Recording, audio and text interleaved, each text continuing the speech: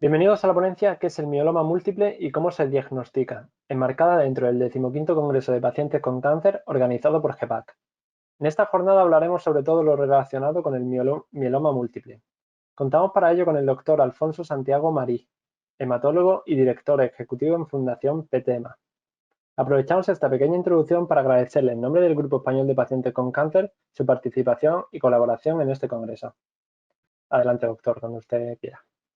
Muy bien, pues muchas gracias, sobre todo al Grupo Español de Pacientes por invitarme a hacer esta ponencia sobre qué es el mieloma y cómo se diagnostica, ¿de acuerdo? Yo intentaré explicar lo que es lo esencial de este tema. El mieloma múltiple es una enfermedad considerada dentro de las hemopatías malignas, y es una enfermedad que afecta a bastantes personas en España y en el mundo en general, y es el segundo cáncer hematológico. Bueno, pues empezamos ya.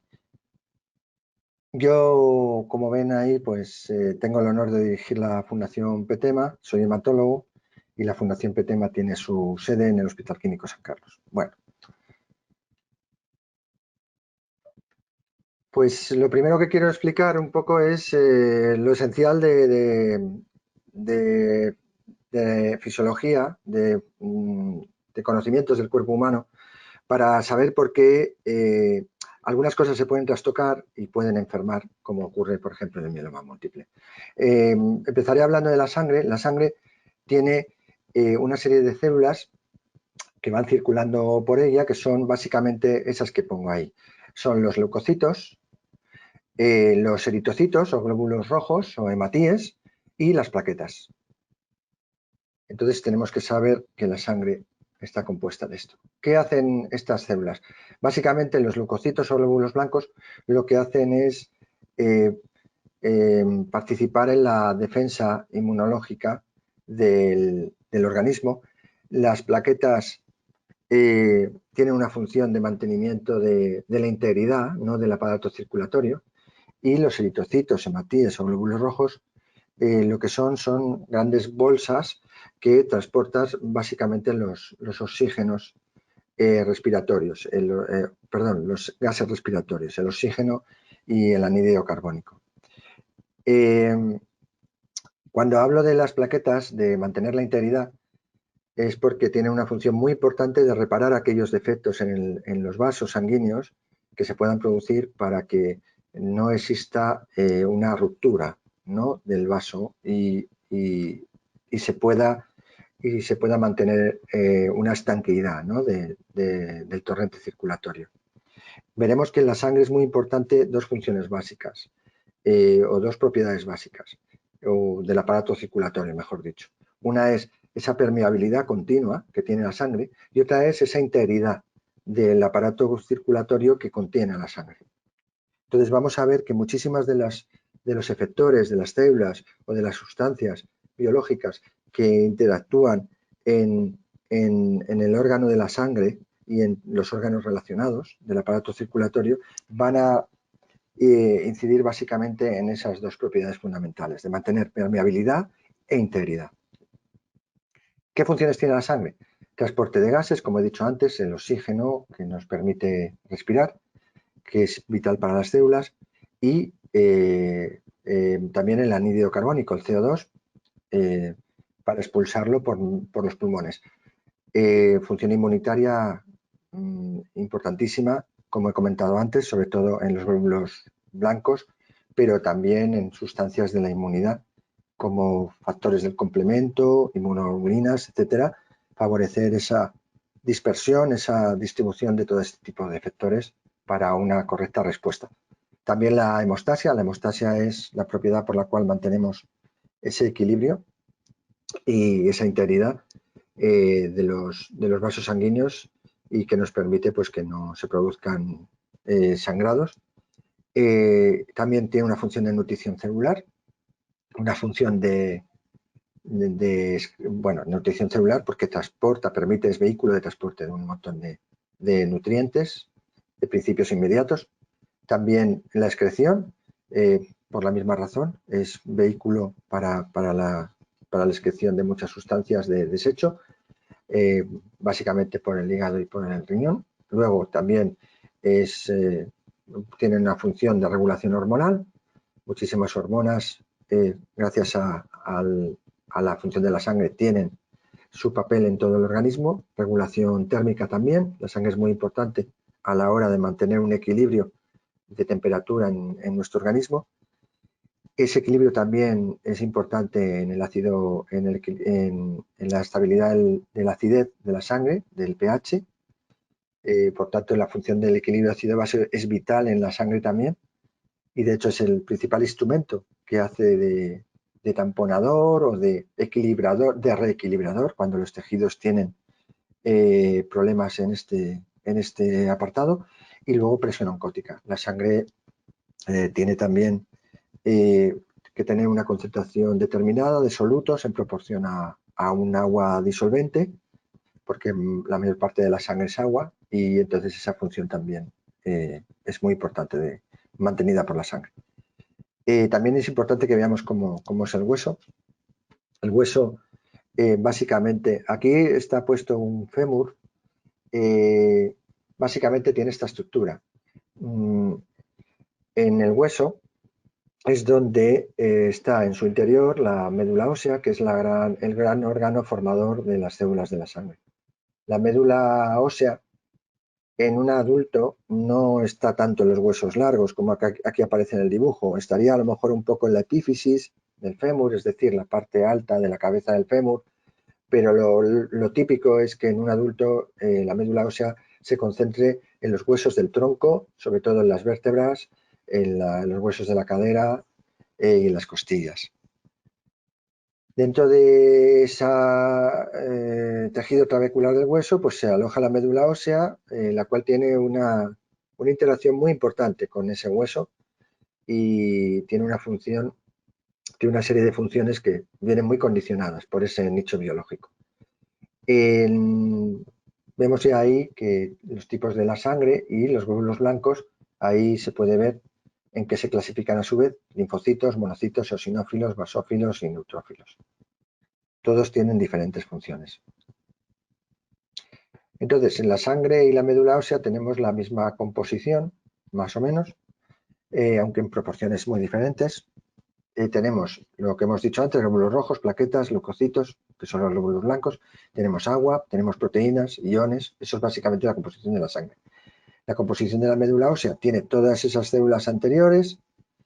Tiene también unas células que son las células que se encargan están destinadas a formar las células rojas, las plaquetas y los leucocitos, que son las células madre o células stem, y luego están las células del estroma, que son unas células muy importantes que dan ese albergue a la médula ósea y que interactúan con la médula ósea y que pueden condicionar bastante su función. Las células sanguíneas, como he dicho antes, se forman a partir de una célula madre común, y esas células madre esa célula madre da a su vez otras células madre, y hasta que en un momento dado hay una célula que está asignada a una estirpe que llamamos linfoide o a una estirpe que llamamos mieloide. A partir de ahí se forman células diferentes según las células van obteniendo una cierta diferenciación celular y van perdiendo pluripotencialidad para dividirse. Entonces, esto es una cosa muy fundamental en el comportamiento biológico celular. Las células madre, conforme más indiferenciadas más son capaces de proliferar. Conforme van pasando de célula madre a células diferenciadas, van perdiendo esa capacidad de proliferación o va siendo menos acusada, y van estando más predestinadas a una función concreta y a un fenotipo, a unas características concretas que la definen como una célula específica. La célula madre linfoide, a su vez, pues dará unos linfoblastos que todavía tienen una cierta capacidad de proliferación, y esos linfoblastos pueden dar linfocitos B, linfocitos T o linfocitos citotóxicos, citolíticos, natural killer, como se llaman también. La célula madre mieloide pues es la que da la serie roja, los glóbulos rojos, da también los megacariocitos que a su vez forman las plaquetas y también los mieloblastos que a través de una serie de etapas van dando al final los granulocitos que a su vez se dividen en eosinófilos, basófilos y neutrófilos. Estos son por un microscopio electrónico, el aspecto que tienen los componentes celulares de la sangre. Básicamente ahí vemos un hematín, un glóbulo rojo, vemos también una plaqueta con todos esos pseudópodos que tiene y vemos también un leucocito. ¿Qué órganos forman las células prínceps de la sangre, las células madre, y por tanto forman también todas las células de la médula ósea y las células de la sangre? Pues en el caso hay dos tipos, órganos linfoides primarios. En el caso de los órganos linfoides primarios, básicamente es la médula ósea en el adulto, pero en los bebés, en los recién nacidos, tenemos también otros dos órganos. El hígado fetal durante algún mes todavía fabrica células de la sangre y el timo tiene una función muy importante en los primeros años de vida en el niño como órgano linfoide primario, formando sobre todo linfocitos. Órganos linfoides secundarios son aquellos órganos a los que irían esos glóbulos blancos, sobre todo los linfocitos principalmente, a ser capacitados o a ser determinados para una función más específica en la respuesta inmunológica.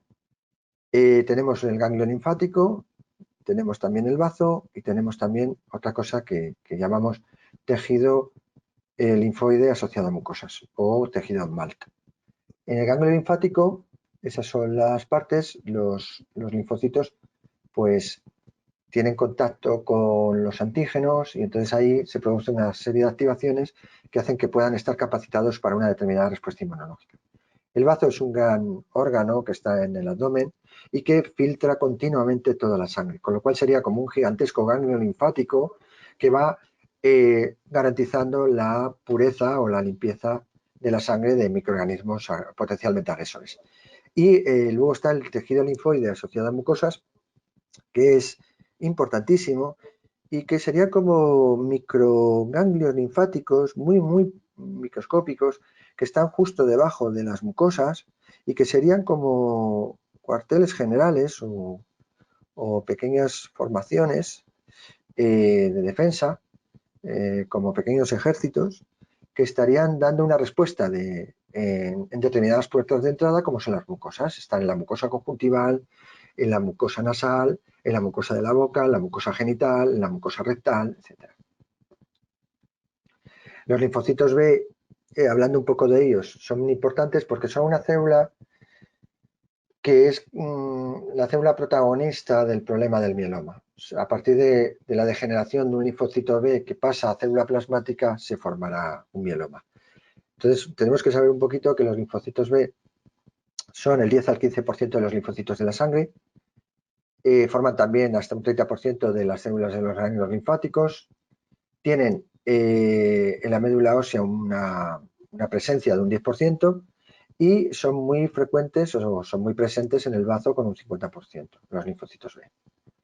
El desarrollo de los linfocitos B al principio es en los órganos linfoides primarios como el resto de linfocitos y luego tienen un desarrollo posterior condicionado a la presentación y la unión a un antígeno ante el cual el linfocito tiene una especial afinidad.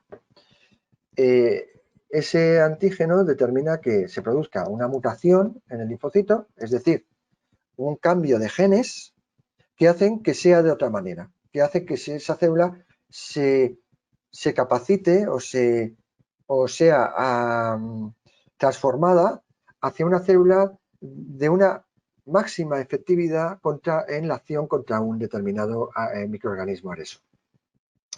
A partir de ahí, los linfocitos pueden hacer dos cosas cuando son activados por el antígeno.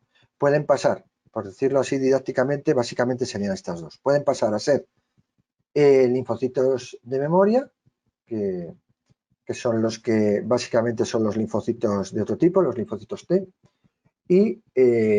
pero también los B, y luego también pueden pasar a ser células plasmáticas, productoras de inmunoglobulinas.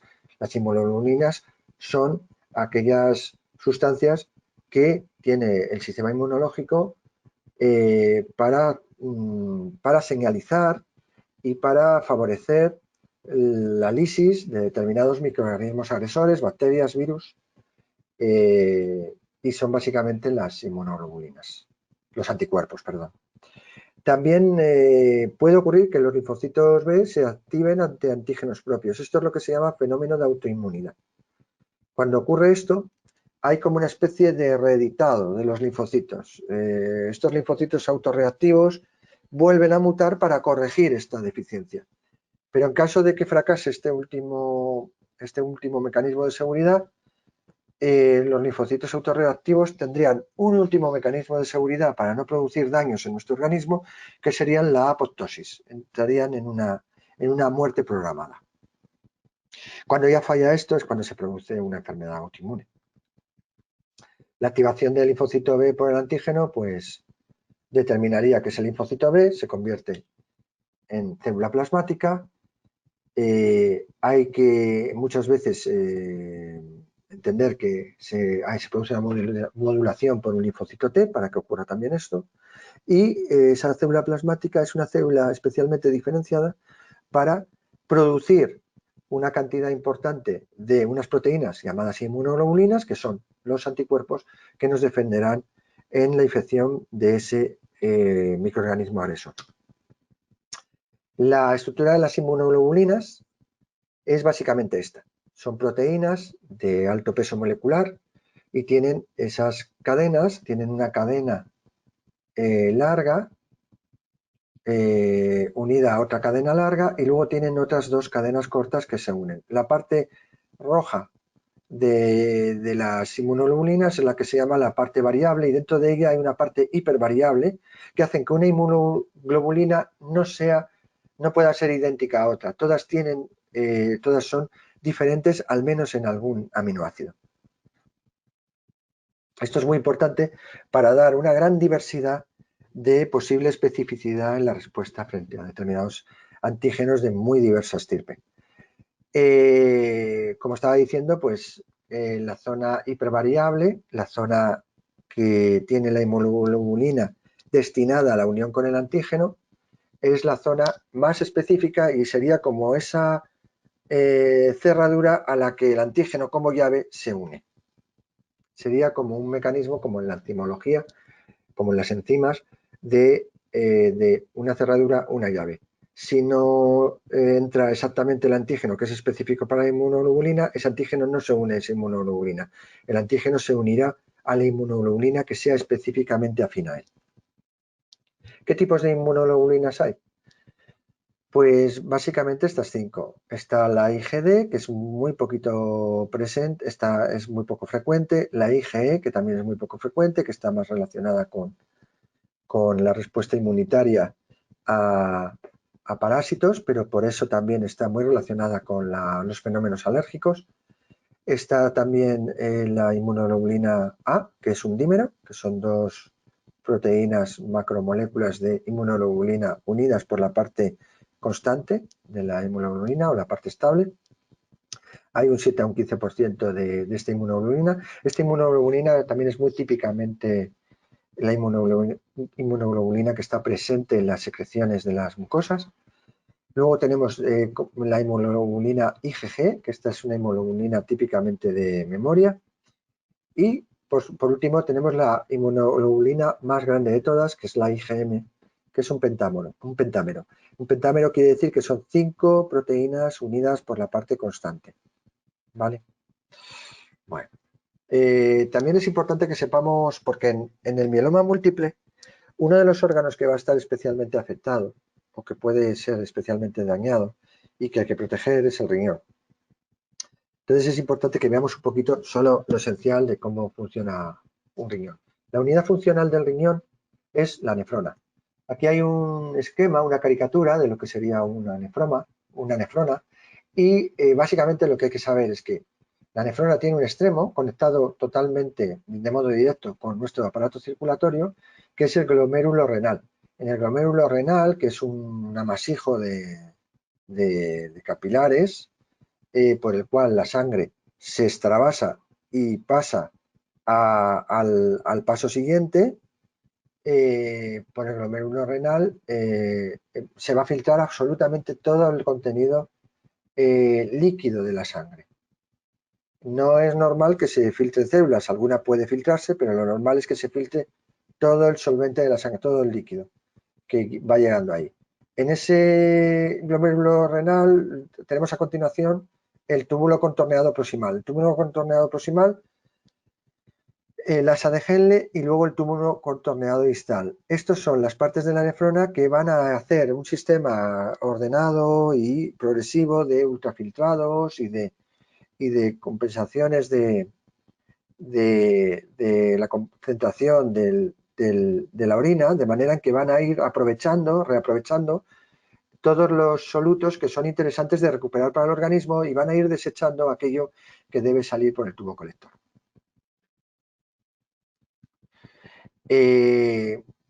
Las células plasmáticas que producen las inmunoglobulinas no se filtran por el riñón. Como he dicho, las células, salvo que el riñón esté enfermo, no se deben filtrar por el glomérulo. Las inmunoglobulinas tampoco se filtran por el glomérulo porque, como muchas otras proteínas de alto peso molecular o proteínas grandes, no pasarían por esas ventanitas que dejan esos capilares para que puedan situarse en el túbulo contorneado proximal. Esto es una cosa importante de saber porque existen un tipo de inmunoglobulinas que son las cadenas ligeras, que estas sí pueden traspasar en el glomérulo.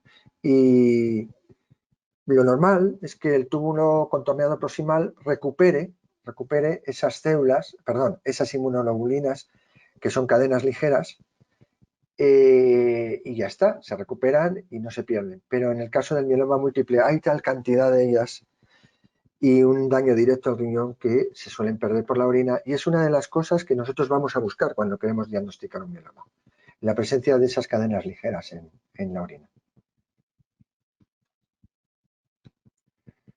¿Qué proteínas hay de la sangre? Las llamamos por definición seroproteínas, porque las seroproteínas son las proteínas del suero, ¿no? Básicamente son estas: la albúmina, que es la seroproteína más importante, no más importante, la más frecuente en la sangre, que alcanza un 80% y que es la principal protagonista, ¿no?, del efecto osmótico de la sangre, es de retener el agua dentro del aparato circulatorio. También el fibrinógeno, que es el factor de la coagulación más abundante, es también una proteína de alto peso molecular, y su activación produce la formación de fibrina, que es imprescindible para la formación de un coágulo, ¿no?, de trombo sanguíneo. Y que se produzca el coágulo, el trombo sanguíneo, es vital para que no sangremos. Luego están las alfa-1 globulinas, que son proteínas de diversos tipos, que básicamente transportan lípidos y otras sustancias del organismo. Las alfa-2 globulinas, que también son proteínas transportadoras, enzimas, factores de coagulación. Las beta-globulinas, también son proteínas transportadoras y algunas enzimas. Y luego está esta fracción importante, que son las gamma-globulinas, de las que hemos estado hablando hasta ahora. Estas también van circulando por la sangre y son básicamente los anticuerpos de los que hemos venido hablando.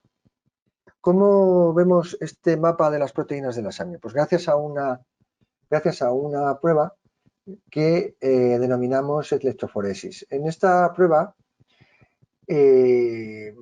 básicamente lo que aprovechamos es la diferente carga eléctrica que tienen esas proteínas.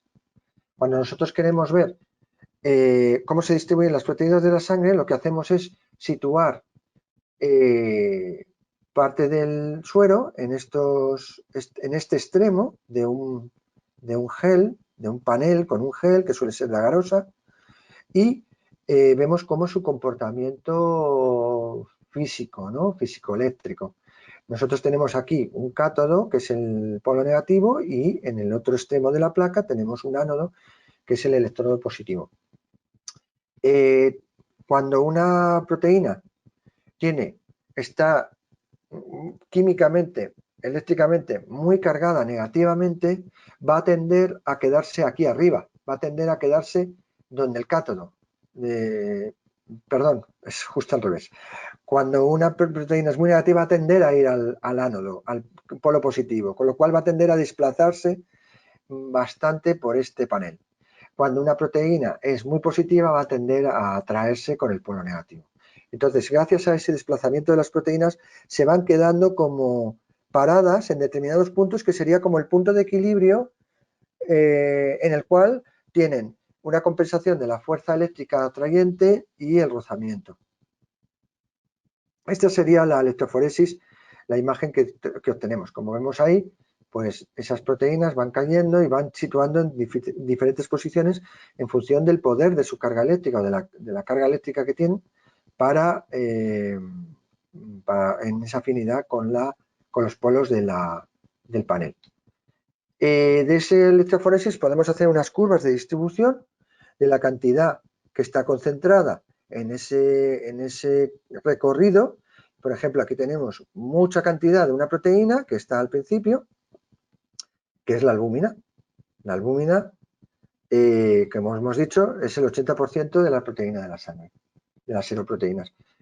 Por eso aparece con un pico muy importante en todos los proteinogramas. Esto es lo que se llama también un proteinograma, porque es un mapa de las proteínas de la sangre. Ahí tenemos la fracción alfa 1, alfa 2, beta globulina, y esta es la jorobita de las gamma globulinas que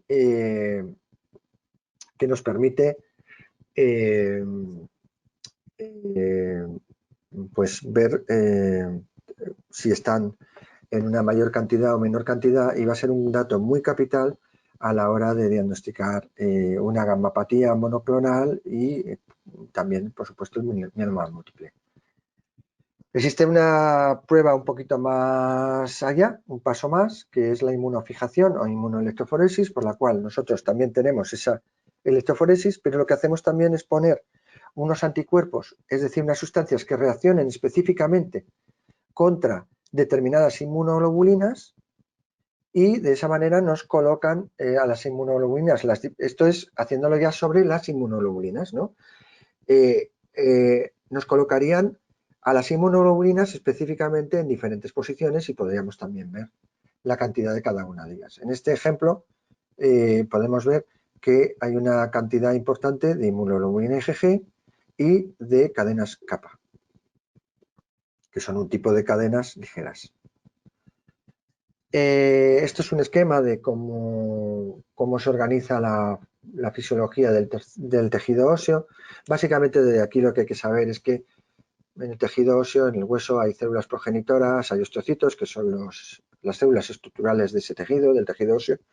Existen osteoblastos, que son las células que son formadoras de nuevos osteocitos y, por tanto, son responsables de que ese tejido óseo tenga siempre renovación celular. Y existen también los osteoclastos, que son células que van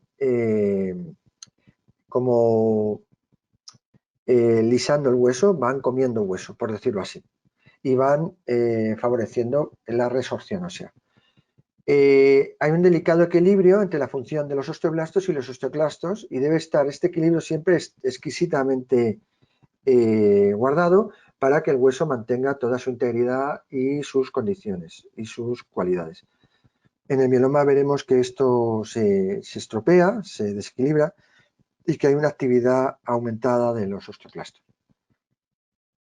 Una de las cosas importantes que tenemos que decir antes de hablar del mieloma es qué mecanismos básicos de enfermedad tiene la médula ósea.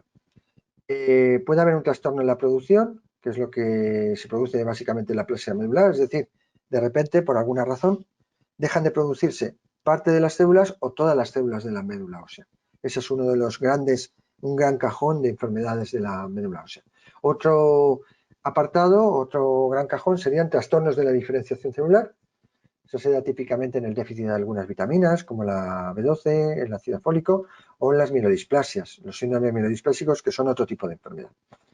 Y luego existe también otro gran apartado de las enfermedades de la médula ósea, que son los trastornos por malignización, en los que hay una célula princes, una célula inicial, que muta, que escapa a todos los controles de seguridad del organismo y que es capaz de proliferar descontroladamente y formar una clona maligna.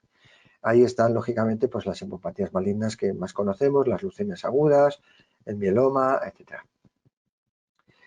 ¿Qué puede ocurrir cuando en el organismo no existe un mieloma, pero sí existe un problema con las células plasmáticas por las cuales empiezan a producir una proteína anómala que no sirve para nada, que se llama paraproteína y que empieza a estar en grandes cantidades o en pequeñas cantidades en este caso, pero que no debería estar presente. Pues eso es lo que llamamos gamopatía monoclonal de significado incierto. Es un proceso en el que el organismo básicamente eso es lo que hace. Hay unas células plasmáticas que son de una misma clona que producen una hiperparaproteína que es siempre la misma. Tiene unos criterios diagnósticos bien definidos, que son esos que pongo ahí. No tiene que ser, lo que llamamos componente M es esa paraproteína que no vale para nada, ¿vale? Esa proteína normal. Pues el componente M tiene que ser menos de 3 gramos por decilitro en la sangre, en el suero. La infiltración de células plasmáticas en la médula ósea, es decir, esa proliferación que tienen esas células plasmáticas, pues no es muy acusada, no puede superar el 10%, y el paciente está bien, la persona tiene un estado de salud normal y no hay evidencia alguna de ninguna lesión en el hueso ni en ninguna parte. La gamapatía monoclonal es algo tan normal, entre comillas, que con la edad aparece. Con la edad aparece y hasta un 1%, un poquito más de la población, de un 1% de la población mayor de 65 años tiene gamapatía monoclonal. Lo que sí se ha sabido recientemente es que los mielomas múltiples se originan en esto, se originan en una gamapatía monoclonal de significado incierto que a su vez evoluciona a un estado intermedio que se llama mieloma quiescente o mieloma smoldering en inglés. Lo que pongo ahí al final es que la gamapatía monoclonal, el criterio terapéutico, pues es no hacer nada, es conservador, es vigilar al paciente y ya está, porque es que evolucionan cada año aproximadamente un 1% a mieloma y afortunadamente pues la gran mayoría de pacientes que lo tienen no evolucionan a mieloma. Sin embargo, todos los mielomas sí parten de esta situación. Este es un estudio en el que se comprobó esto porque no se estaba totalmente seguro de si la gamapatía monoclonal originaba siempre un mieloma y al final se acabó descubriendo. Se incluyó a muchísima gente, casi 78.000 personas que eran sanos y se les siguió durante casi 10 años a la mayoría y se detectó que esas personas habían enfermado de mieloma y cuando se fue a ver suero de esas personas en años previos, pues ahí están los porcentajes que se arrojaron. 100% a los 2 años previos del diagnóstico del mieloma, el 100% tenían gamapatía monoclonal previa. El mieloma esmolinero quiescente, esta es una gamapatía monoclonal que también en un porcentaje X de casos va a pasar a mieloma, pero en otro porcentaje no lo va a hacer. Actualmente se tiene una serie de criterios pronósticos por los cuales la actitud terapéutica en estos casos suele ser ya más preventiva, intervencionista y en los que tienen un pronóstico determinado o un perfil determinado se suele ya tratar anticipadamente porque se ha visto que es un magnífico preventivo de la transformación a mieloma. Ahí están los criterios diagnósticos, pero vamos, no voy a entrar en detalle con eso. Estas son las enfermedades que se asocian a gamapatías monoclonales. Las pongo simplemente porque se vea cuáles son, pero no voy a entrar más en detalle de eso. ¿Qué ocurre cuando se forma un mieloma? Lo que primero que ocurre es que se produce una malignización y una malignización es básicamente por una mutación genética en una célula plasmática. Es una célula plasmática que era normal y de repente adquiere una capacidad de proliferación que había perdido, de manera en que se indiferencia, se hace menos específica como célula plasmática, pero no pierde toda su capacidad productora de inmunoglobulinas, que es una de las funciones fundamentales que definen una célula plasmática. Con esa proliferación clonal, esas células plasmáticas se inundan de componente M, forman mucha paraproteína y otra cualidad que no es deseable, pero que tienen estas células, es que lógicamente proliferan sin control y han perdido ese mecanismo último de seguridad de entrar en apoptosis y no hacer daño al organismo que las alberga. Entonces tenemos aquí un poco la tormenta perfecta. Muchas células proliferando, muchas células produciendo una paraproteína que le va a dar problemas y células que no van a ser no van a tener un autocontrol de proliferación por el cual puedan ser reducidas y eliminadas. Van a ser eliminadas por otras vías. El componente M, luego lo veremos, está muy presente entonces en el suero y acabará también pasando a la orina. Este es el aspecto normal de células plasmáticas en un aspirado de médula ósea visto en el microscopio y tras tinción. Las células plasmáticas normales producen anticuerpos, las células plasmáticas anormales producen inmunoglobulinas que no sirven para nada, llamadas paraproteínas. Estadística del mieloma múltiple. En el mundo hay 230.000 personas aproximadamente ahora conviviendo con un mieloma múltiple. Es el segundo cáncer hematológico más común después de la leucemia linfática crónica. El 95% de los pacientes suelen ser diagnosticados tarde, desgraciadamente, en etapas avanzadas de la enfermedad. Ese es un hándicap que hay que ir mejorando en el manejo de esta dolencia. Y luego en España se diagnostican aproximadamente unos 5.000, o sea, unos 2.400, 2.500 casos al año y hay una prevalencia de 5.700 casos. La incidencia es similar en todos los países. El mieloma supone un 10% de las hemopatías malignas, es más frecuente en hombres y habrá aproximadamente esa incidencia de 3 a 5 casos por cada 100.000 habitantes. La etiología del mieloma múltiple, es decir, las causas que lo producen, no son muy bien conocidas, pero hay algunas que se han conectado un poco. Existiría una vulnerabilidad genética, por algún lado, en algunas personas que les haría tener más riesgo de padecer un mieloma. También las radiaciones de elevada intensidad, como en muchos otros procesos mutagénicos que dan procesos tumorales y cancerosos, pues son también un factor etiológico para la producción de un mieloma.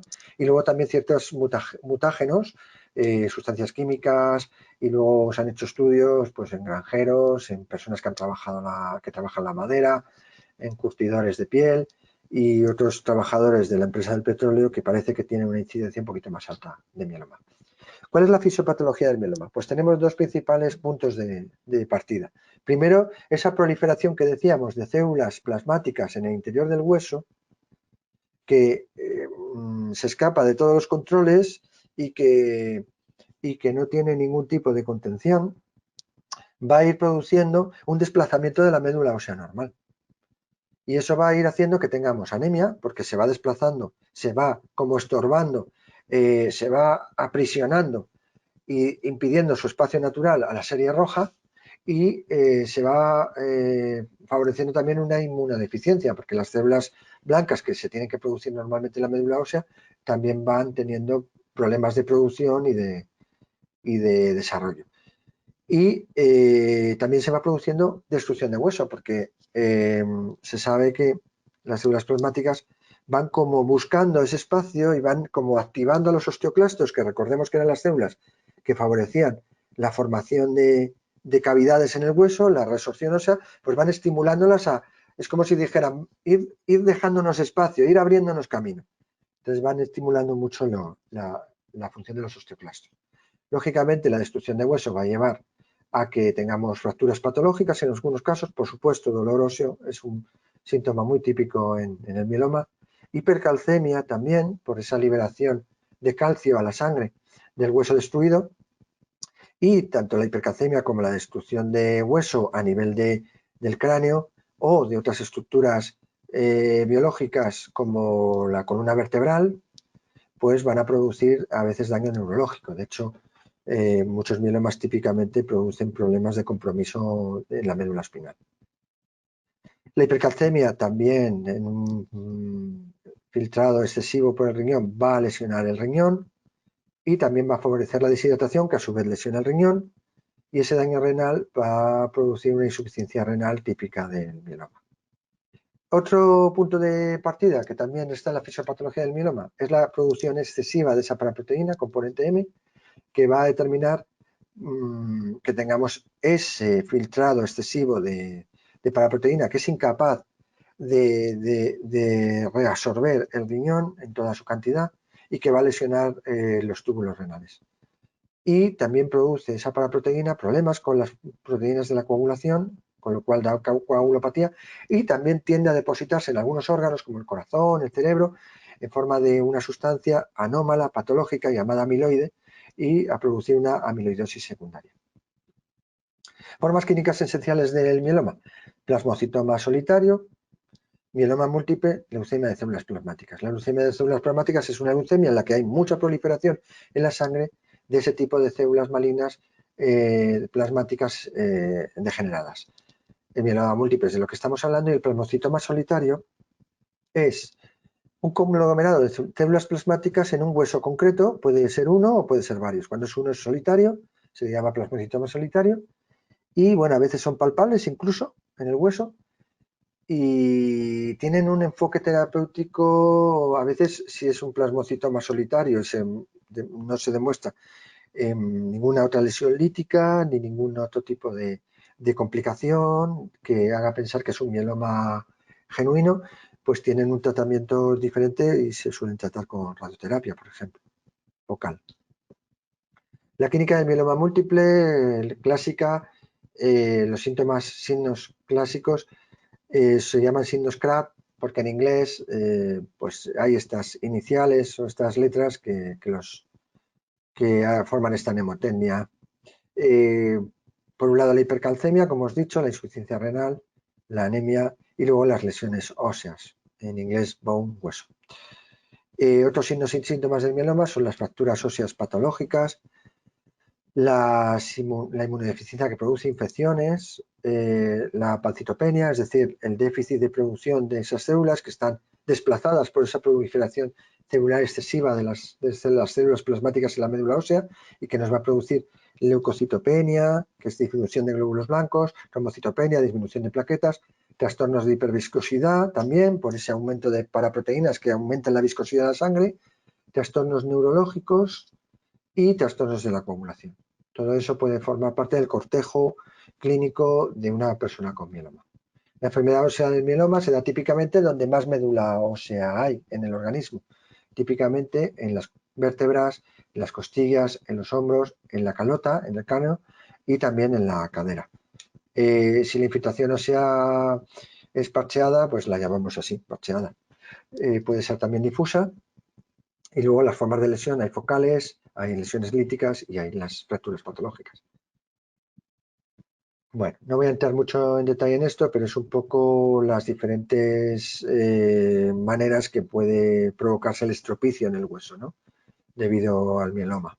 Lesiones líticas, luego el dolor es un síntoma cardinal en el mieloma que está presente en más del 70% de los casos al diagnóstico. Y luego las fracturas, también puede haber la compresión de la médula espinal por esas fracturas o por plasmocitomas compresores, y también la hipercalcemia. Es un problema típico en un porcentaje significativo de pacientes. Aquí vemos lesiones líticas producidas por mielomas. Aquí tenemos una fractura vertebral, aquí una lesión en el cráneo, aquí en la cadera. Son lesiones en sacabocados. Y luego esto es una fractura vertebral y esto es un plasmocitoma, probablemente, que está comprimiendo la médula espinal. La anemia en el mieloma es probablemente el síntoma más típico y frecuente de esta enfermedad. Se puede asociar o no a la disminución de glóbulos blancos, llamada leucocitopenia, la disminución de plaquetas, llamada trombocitopenia, pero estas suelen ser menos frecuentes. Los factores que intervienen en la anemia pues son estos: la infiltración de la médula ósea de la que hablaba, pero también hay inhibición activa de la formación de glóbulos rojos y la destrucción activa de matriz eritroide, y también hay disminución de una hormona que es vital para estimular la producción de glóbulos rojos, que es la eritropoyetina, y también existiría un aumento de la tendencia hemolítica, es decir, de la tendencia a que los glóbulos rojos que se forman se rompan con facilidad. El daño renal en el mieloma se produce por estas causas: hipercalcemia, deshidratación, lesión glomerular por fibrillas, amiloides en la membrana basal, y luego por esa exacerbación de la resorción en túbulo contorneado proximal de tanta proteína filtrándose anómala y masiva presente en la sangre. Y también hay procesos de inflamatorios, de mediadores celulares como las citoquinas, que provocan más inflamación, fibrosis, necrosis al final de ese túbulo renal, y es lo que eso se llama riñón del mieloma. También existen los cilindros cereos, que se producen en el túbulo contorneado distal, que son condensaciones de esa paraproteína, básicamente. La inmunodeficiencia del mieloma se produce porque se infiltra la médula ósea y se produce ese desplazamiento de las células normales blancas, que son las células que tienen a su cargo la defensa ante microorganismos agresores. También porque existirían como procesos anómalos inhibidores de la secreción de las inmunoglobulinas normales, lo que produce hipogamaglobulinemia. También se reduce la quimiotaxis leucocitaria, la migración leucocitaria. También hay disminución de una proteína que rompe bacterias, que se llama lisocima, producida por los granulocitos. También habría disminución de la función del sistema de complemento, que es un sistema de proteínas que actúan en cascada, rompiendo también bacterias.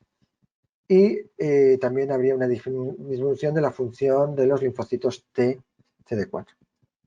La vulnerabilidad a las infecciones de los pacientes con mieloma es muy importante de tener en cuenta a la hora del manejo de la enfermedad, para prevenir y para tratar proactivamente cualquiera de ellas. Y puede ser el debut de la enfermedad en un 25% de los pacientes, sobre todo por bacterias y sobre todo típicamente una neumonía o una enfermedad renal, una pielonefritis. Otros trastornos en el mieloma son trastornos neurológicos, trastornos de coagulación, pero no me voy a meter con más detalle en eso. ¿Cómo diagnosticamos el mieloma? Bueno, pues tenemos un montón de pruebas a nuestro alcance para poder diagnosticar el mieloma, y afortunadamente pues se hace bastante bien.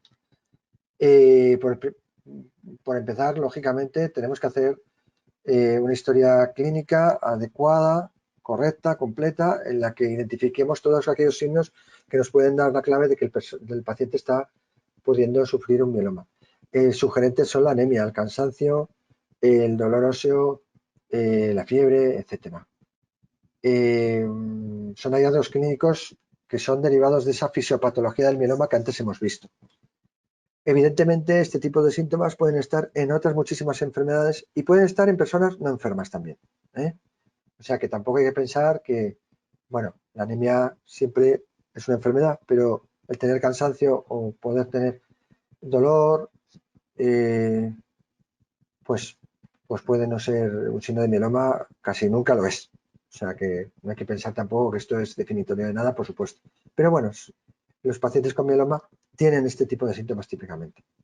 ¿Hay algo por deterioro de funciones? Pues en el hemograma vamos a ver esa anemia o esa trombocitopenia o también esa leucocitopenia que se produce por la infiltración de la médula ósea. También alteraciones bioquímicas, alteraciones de la función renal, como hemos visto antes, porque el riñón se altera. En la bioquímica típicamente lo del aumento de calcio, detección de la paraproteína, todas esas cosas. Y luego signos de infección también en la analítica. Detección también de anomalías biológicas, pues la electroforesis e inmunofocación en suero y orina no van a ser normales, van a ser las de un mieloma. La detección de proteínas de Bence en orina, la cuantificación de inmunoglobulinas, la hipercalcemia, hiperuricemia y otras proteínas que están típicamente aumentadas, como la beta-2 microglobulina, la LDH o la proteína C reactiva. Para poner en evidencia la malignidad del proceso, básicamente tenemos que irnos a la médula ósea y hacemos un aspirado, y ahí podemos ver la morfología, o hacer otras pruebas más sofisticadas que son de citometría de flujo, citogenética, inmunistoquímica, pero que básicamente son pruebas que lo que hacen es identificar esas células malignas y saber qué tipo de fenotipo tienen, por decirlo así. Es como saber exactamente qué características biológicas tienen. Y luego búsquedas de lesiones, pues lógicamente esas consecuencias de la enfermedad en otros órganos, como hemos dicho en el hueso, o por acción deleteria, acción dañina en otros órganos como el sistema nervioso, pues esas pruebas de imagen van a ser vitales para detectar ese tipo de complicaciones propias también del mieloma avanzado.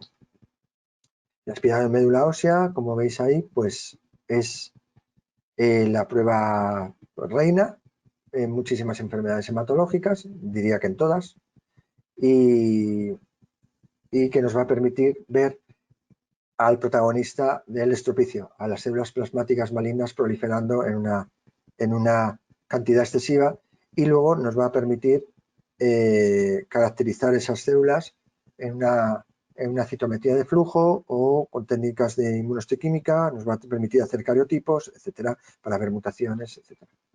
Pero bueno, hay, como he dicho antes, que complementar el diagnóstico del mieloma, lógicamente, con estudios de imagen exhaustivos. Y el más exhaustivo de todos es el PET-TAC, en el sentido de que es la prueba más sensible, mejor dicho.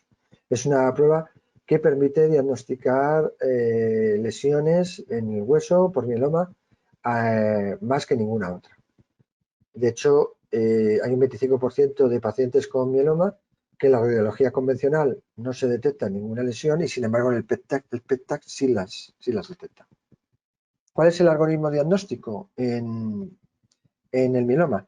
Pues hay una sospecha clínica a partir de dos hallazgos clínicos, básicamente. El paciente tiene anemia, deterioro renal o hipercalcemia, o el paciente tiene también una lesión ósea lítica y que nos pone la voz de alarma. Eso nos debe hacer sospechar. Hacemos una electroforosis en suero y orina, como hemos dicho antes, vemos ese mapa de las proteínas de la sangre, vemos las inmunoglobulinas aumentadas, hacemos inmunofijación, vemos qué cantidad de cada inmunoglobulina hay, de ese componente M, y acto seguido tenemos que hacer un aspirado de médula ósea. Si el componente M no está aumentado, tenemos siempre que ver también cadenas ligeras, porque hay mielomas que son solo secretores de cadenas ligeras, y eso se buscan, esas cadenas en suero y en orina, pero en la inmunofijación ya se pueden ver también cadenas ligeras. El aspirado de médula ósea es vital para ver lo que hemos visto antes, infiltración de las células plasmáticas en esa médula ósea.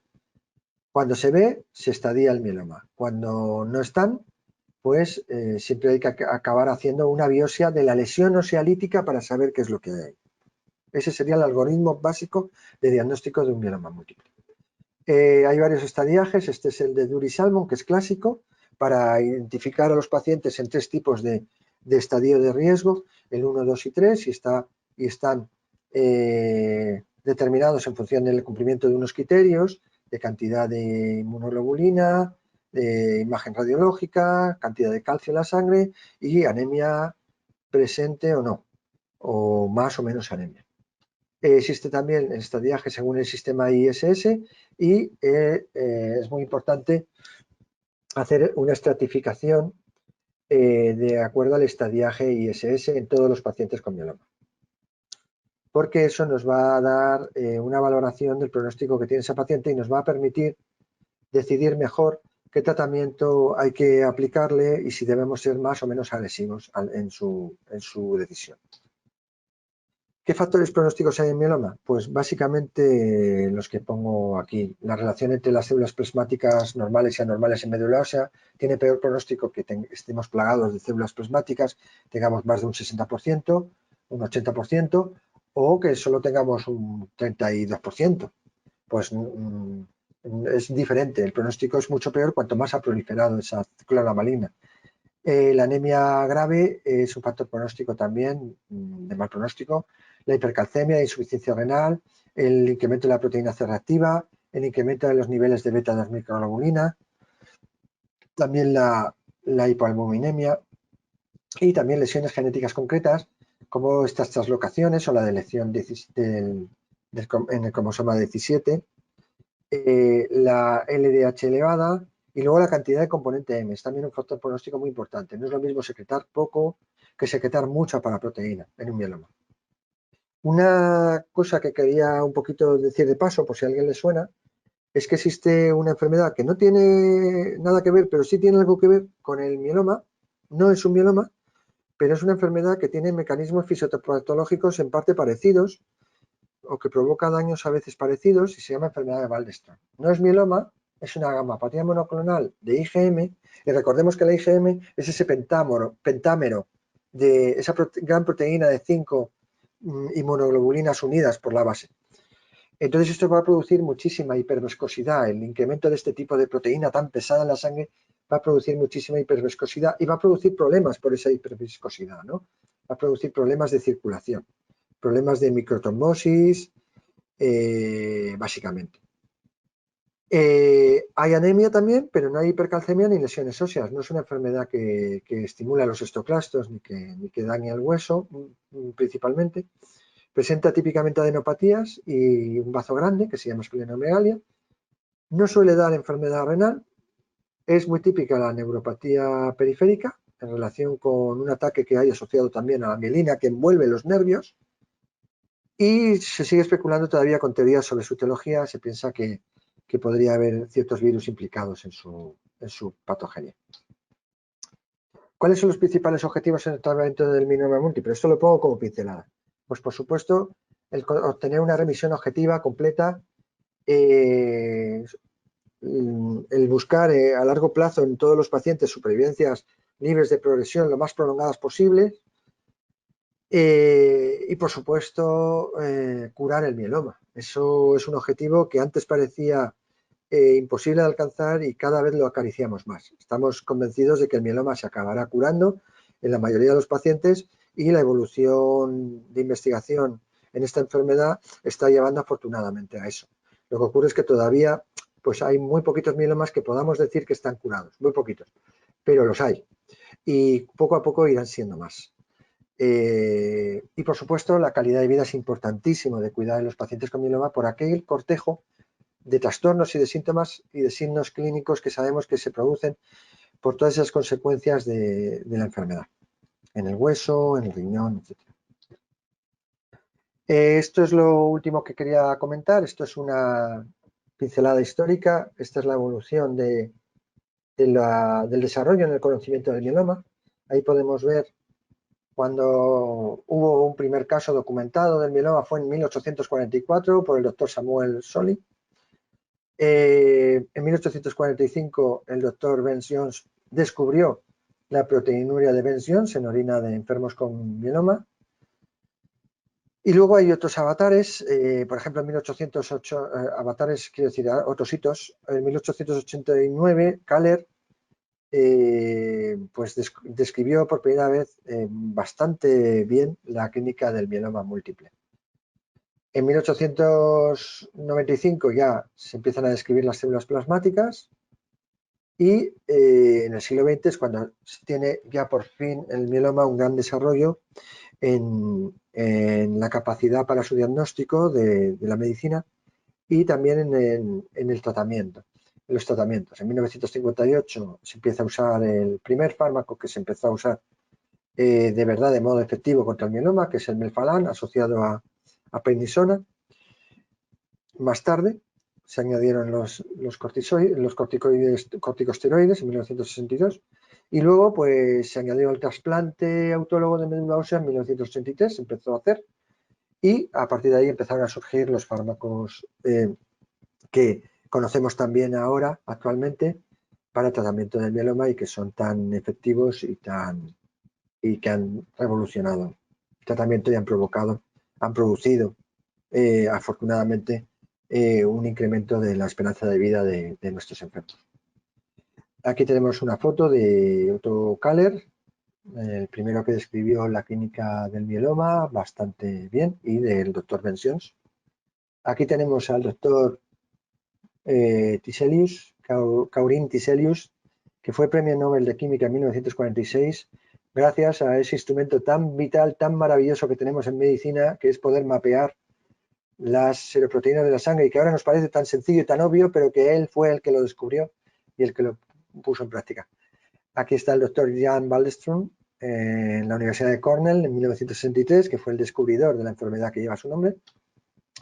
Y por último, estos dos grandes hombres, Premio Nobel de Medicina de 1962, el doctor Gerald Edelman, que tuvo ese premio Nobel en 1962 y 10 años después, en 1972, por sus grandes descubrimientos de la estructura química de los anticuerpos, que eso es información absolutamente vital para el desarrollo de la inmunología.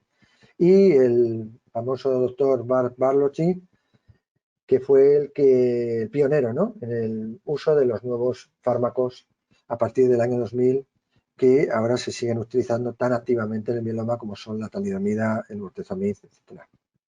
Bueno, pues esto es lo que yo quería explicar de lo que es el diagnóstico del mieloma y de lo que es y de lo que es esta enfermedad y bueno, pues espero que les haya gustado y que haya conseguido que aprendan un poquito de esta enfermedad que es tan terrible, pero que poco a poco, afortunadamente, pues vamos consiguiendo controlar un poquito más.